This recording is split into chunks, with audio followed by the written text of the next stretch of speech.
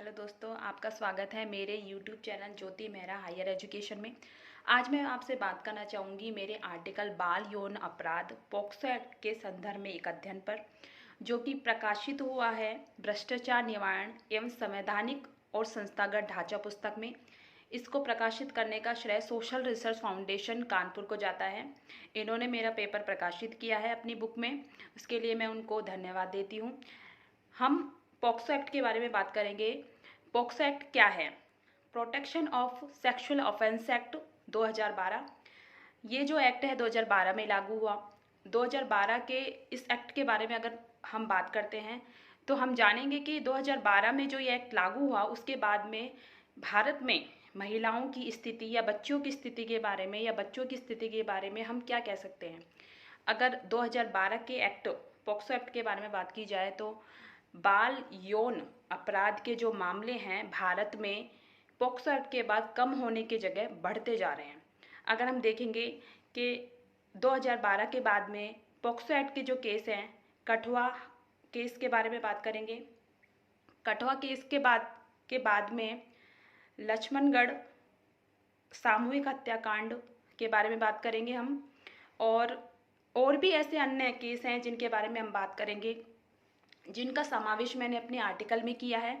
बड़ा ही दुख होता है इस तरह के जो सामूहिक दुष्कर्म के मामले हैं उनको पढ़ना, उनके ऊपर स्टडी करना, उनको देखना।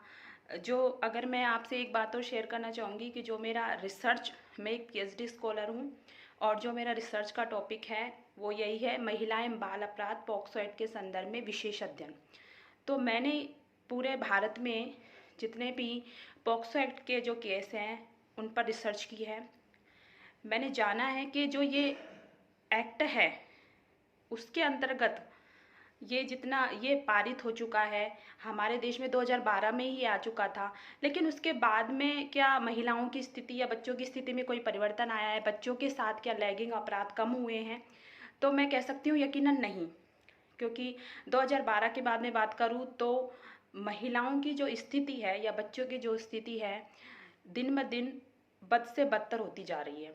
और इसका कारण यही है कि हमारा जो प्रशासन है, हमारा जो समाज है, वो दुष्कर्म पीड़ित जो महिलाएं हैं, बच्चे हैं, उनके प्रति उनका जो व्यवहार है बहुत ही कह सकते हैं एक तरीके से अछूतों जैसा है। जैसे अगर हमारे समाज में किसी भी स्त्री के साथ में, किसी भी बच्चे के साथ में दुष्कर्म होता है तो हमारे जो लोग हैं उनसे इस तरह का डिस्टेंस मेंटेन करते हैं या उनको अछूत समझते हैं, उनके साथ बात नहीं करते हैं, सामाजिक कार्यों में उनको भागीदार नहीं बनाते हैं। और दुष्कर्म करके जो इल्ज़ाम है वो उन पे लगाते हैं कि दुष्कर्म अगर हुआ है तो वो सिर्फ उनके वजह से हुआ है।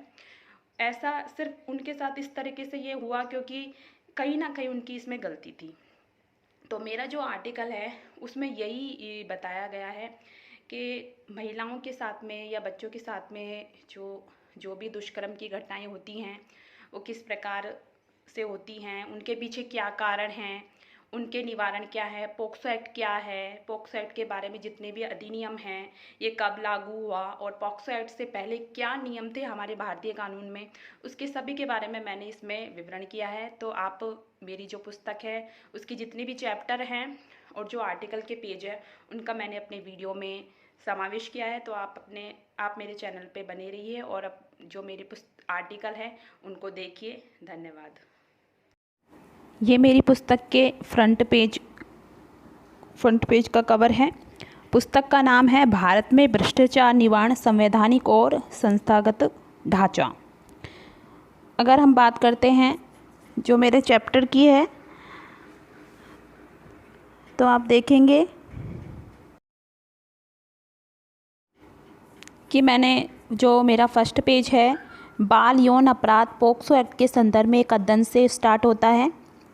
यहाँ पे सबसे पहले मैंने सारांश बताया है, जो भी मेरा आर्टिकल है उसके बारे में जो पूरी समरी है उसको मैंने इसमें समावेशित किया है। अगले पेज में मैंने इसके उद्देश्य, कब ये लागू हुआ, इसका स्वरूप, उसके बारे में बताया है। आप देख सकते हैं। Protection of sexual offence act में जो अध्यायों की संख्या है वो 9 है और अधिनियम की धारा है वो 46 है। सभी जो धाराएं हैं उनका इसमें विस्तृत रूप से वर्णन किया गया है, आप देख सकते हैं। और जैसे भी इनमें कानून बनाए गए हैं, जैसे भी इसके क्लाउज हैं, सब इनमें बताए गए हैं। और संवैधानिक रूप से जो पॉक्सो एक्ट की परिभाषा है उसको भी इसमें विस्तृत रूप से बताया गया है मेरे आर्टिकल में।